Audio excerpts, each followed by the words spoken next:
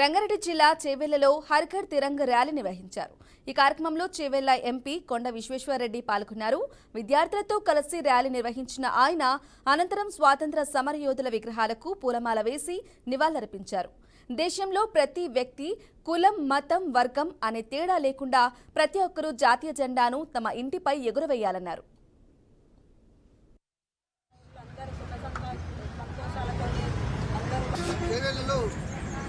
యాత్ర నిర్వహించడం జరిగింది.